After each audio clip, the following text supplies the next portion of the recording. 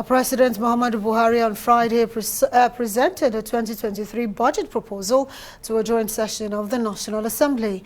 The over 20 trillion naira proposal, according to the president, is aimed at consolidating and completing ongoing legacy projects by the present administration. But a major concern to the attainment of the revenue projection of government are the twin issues of insecurity and massive oil theft. Well, both the executive and legislature agree that the matter is now out of hand, with a reported 1 million barrels of crude unaccounted for daily in the country. Reactions have been trailing this and how government intends to address this issue and the subsidy challenge. Well, some senators speak on the matter.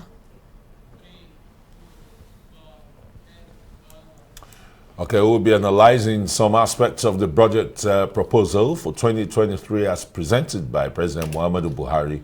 And joining us for this conversation is Dr. Sam Amadi, a RISE analyst. Very warm welcome. Thank you. We've continued to, or will continue to have cycles of budgets. Performance, it's one key ingredient that Nigerians are always looking forward to, to enhance development and growth and, the general well-being of the people. What would you say are the key highlights of these budgets?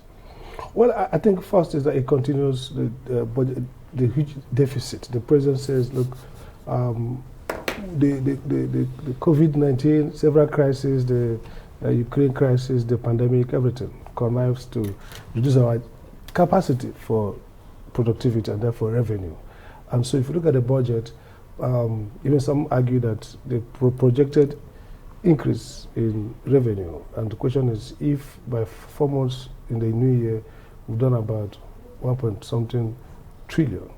So how do we expect that by the end of the year, in a year, we're going to have the 9.72 trillion naira that is projected as a revenue. So essentially, the argument here is that just like we might see ourselves maybe spending more, the deficit might be bigger than we think. And again, the report around the oil theft and the fact that it might actually get worse because of incentive for the theft.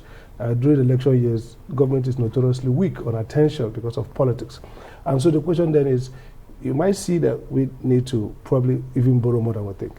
Then the other issue is around how do we pay for this deficit? So the president also talks about we have to borrow. You see, we are running deficits, we will have to borrow more.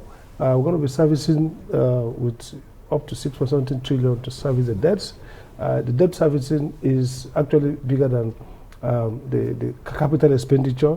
And so the question then is, people are saying, maybe we can find an alternative. Well, what's the alternative? President says we can't have an alternative because the economy... Print more money, maybe? Print more money, a non-conventional idea. Some people think you should. People are talking about equity, create equity, give equity to private, international investors, everybody. So with equity, you finance the budget.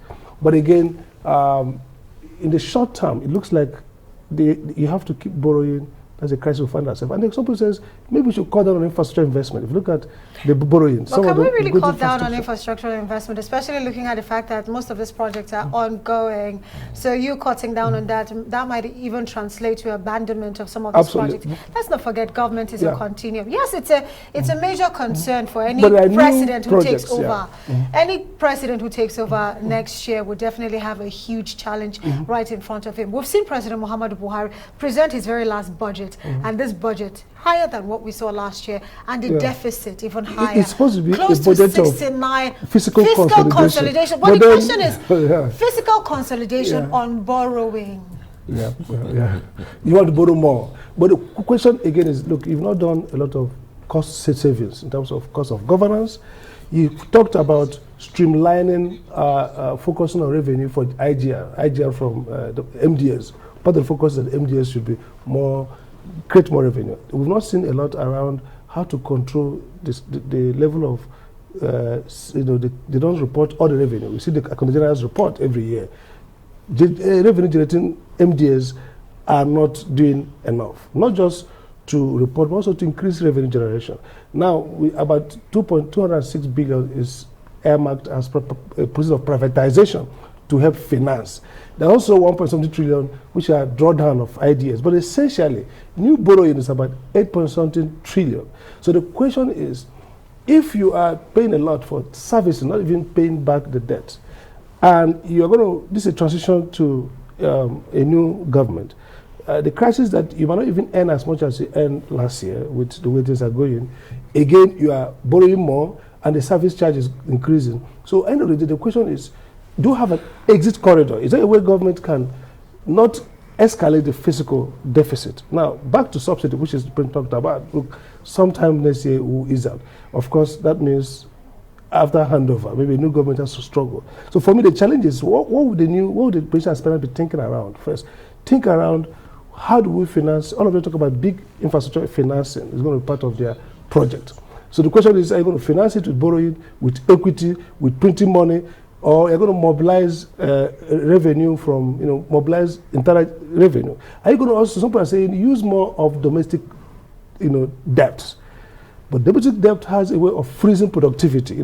If there's so much domestic debt as against foreign borrowing, you might kind of stall the increase in productive capacity of domestic enterprises. Even unemployment will be created. There'll be loads of layoffs. Absolutely, because so the question is, are you going to do some financial engineering and then look at the inflation rate going up? Okay, the benchmark of 17 point something percent, $70 is seen as reasonable, even though the dollar may trend to $100. The oil may sell up to $100 per barrel, but being conservative.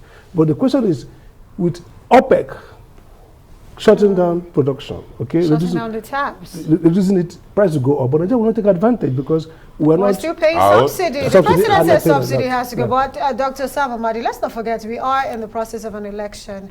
How should the presidential candidates, especially of major political parties, be responding to this budget, especially policy-wise? I think the first thing they have to do is to focus on how do we manage the growing deficits.